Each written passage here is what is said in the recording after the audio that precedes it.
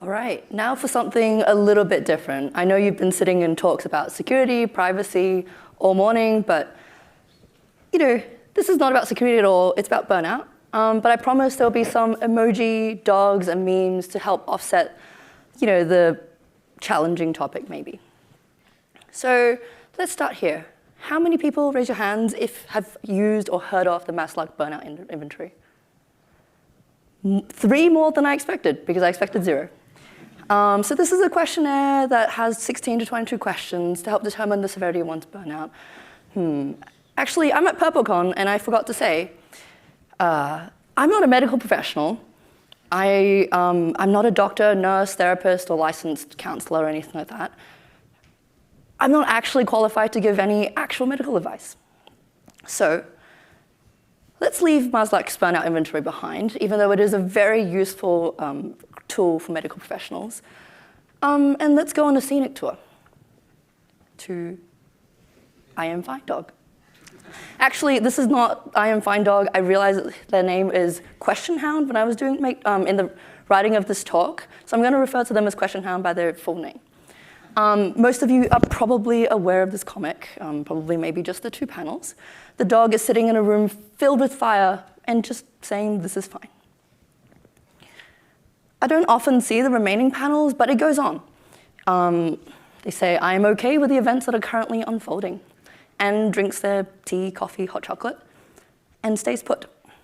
It gets worse. They literally melt. Because that's okay, things are going to be okay. This is what burnout can often feel like. But while I do love Question Hound as a meme, I can't extrapolate what is happening in their life from the panels. I can't, figure out which fires are burning, why they're burning, and why it's hard to put them out. So let's go and take a look at some human stories about burnout.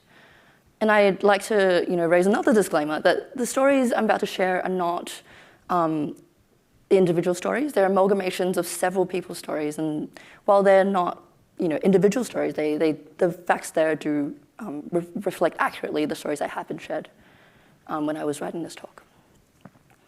First up, we have Kai. So Kai is a full-time university student studying computer science. They've moved out of home for the first time, and they're learning to be an adult for the first time and doing things by themselves like laundry, cooking, groceries. Very difficult. They're also juggling part-time work to pay rent. They're also trying to make all the fun social university events like clubs, societies, but they don't feel like they have time to make all of them. They're already pulling all-nighters to meet assignment deadlines, and they're feeling really, really tired. And they're starting to feel like, this is beginning of first year maybe, they're starting to feel like they maybe don't belong in computer science because they're struggling with some of the academic content that everyone else in their cohort seems to just get. And then they start to pull back from social networks and stop showing up to the uni events because they want to try and get the things that, like classwork done. That's Kai. Next up, we have Frank. He's been working in the security industry for 5 years. He's juggling a new chronic medical condition and recently moved down to part-time work to help juggle that at the advice of their manager. He used to be known to be an avid cyclist, and he wants to uphold that appearance. So before the medical flare-ups, he would do 10 hours a week of cycling, and now he was told, this is important, exercise helps relieve stress, promotes physical well-being, so let's do more. He takes it up to 20 hours a week. But all of a sudden, he realizes he's not feeling joy when he's cycling anymore. He's physically exhausted all the time and finding it more difficult to perform his work duties. And he's starting to wonder, is he even a valuable member of the team? Despite no one saying that at all to him. In fact, he's doing quite well. So part-time work is a little bit difficult, and he really values not giving up. So he thinks to himself, I'll just try harder and get the work done. So despite officially being on part-time work, he is now working about 38 hours a week anyway. He also wonders to himself, well, the cycling is not working at 20 hours. Why don't I do more? Spoilers, probably not going to help there. But let's look to Louisa. She's been working in the security industry for about 15 years, and she's a senior manager of her company's red team, and is the team's best advocate. Helps the team get their best work done. She has a family of 2 kids, so she prides herself in setting really strict work boundaries between work and home, and she regularly takes vacation, so doing all the right things in air quotes. However, her dad is getting old and needs help getting to his appointments, so Louisa, being capable and reliable, steps up and helps take him to his appointments. Her younger kid also stops eating anything that's not simple white carbs. So Louisa tries to find a solution. Maybe cutting the vegetables into a different shape, or maybe it's a different underlying medical issue. Again, capable, reliable Louisa steps up. Then all of a sudden, her team, her company is hit by a restructuring. And she finds herself too tired and grumpy to take her dad to the appointments. Why can't someone else step up? And seriously, why can't the kiddo just eat normally? And also, why is it really difficult all of a sudden to celebrate her team's wins and help her team work through the challenges that she's normally been really capable of doing? So what's the pattern in all of these stories? Firstly, we hear about exhaustion. Kai is feeling tired from all the all-nighters, Frank is juggling medical issues and probably too much cycling, and Louisa is also giving all of her time and energy caring for other people. Next up, we have negativity. All of them share some sort of negativity about whether that's about themselves or work or university.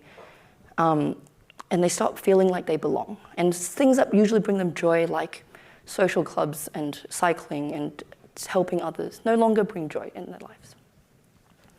Finally, we have reduced productivity.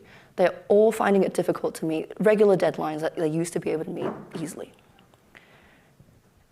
And I know I said I don't have any real medical credentials at the start, but this is actually the 3 symptoms as backed by medical research.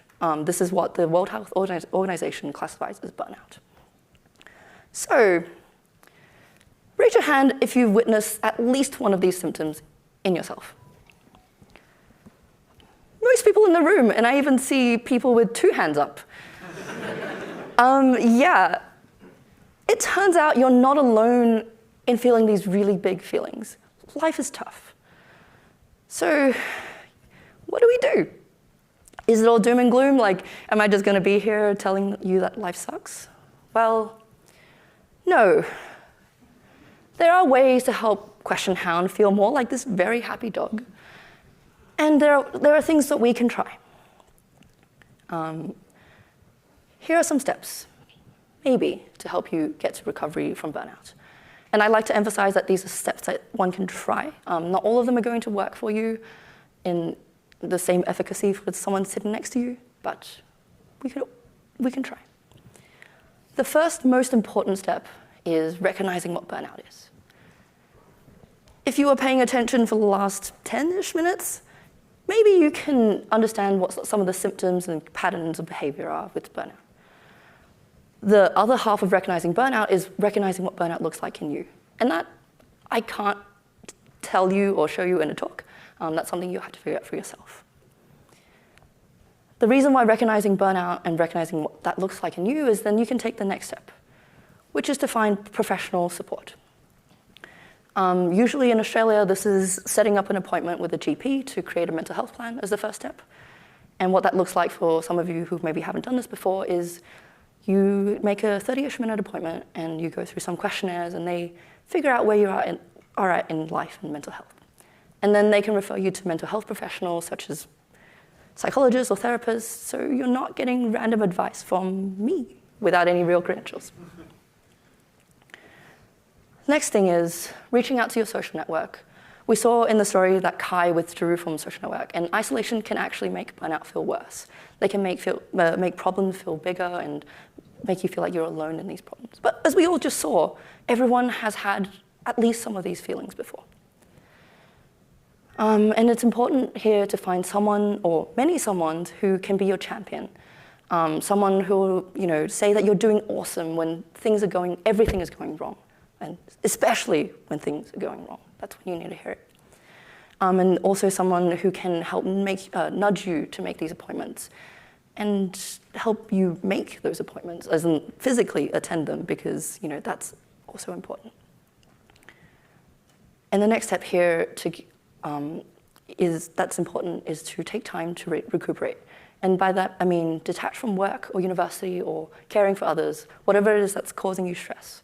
And I mentioned that this can be, all of these steps can be really personal, but I find that recuperation step is the most difficult to give specific advice for without having talked to you. But here are some examples that have worked for other people in the past.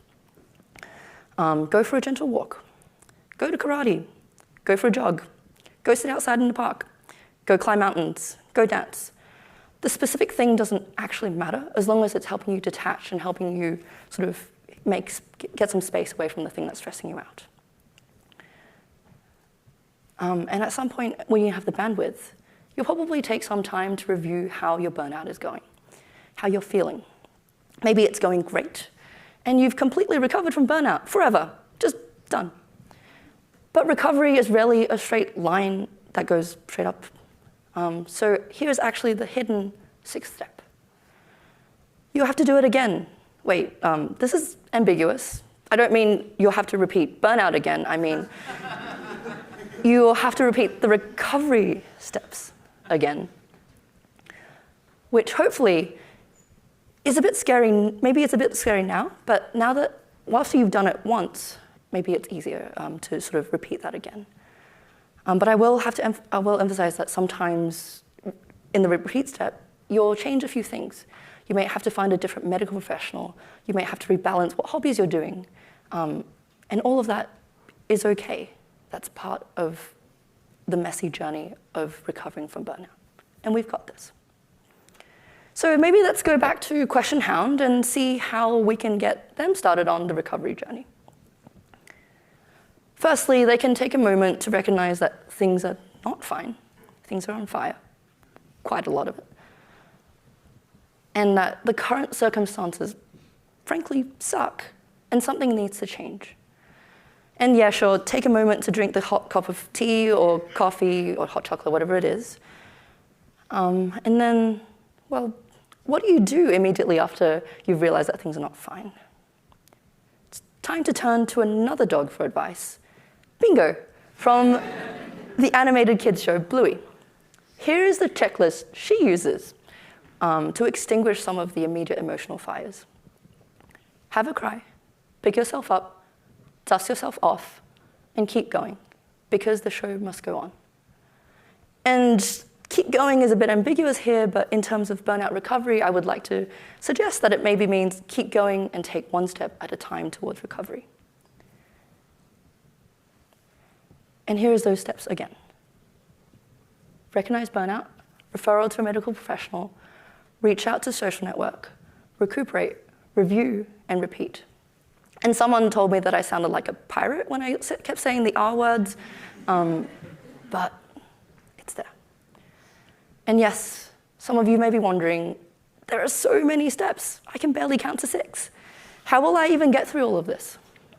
So I'll close with this. Be excellent to each other, be excellent to yourself. You've got this, and I'm rooting for you. Thank you.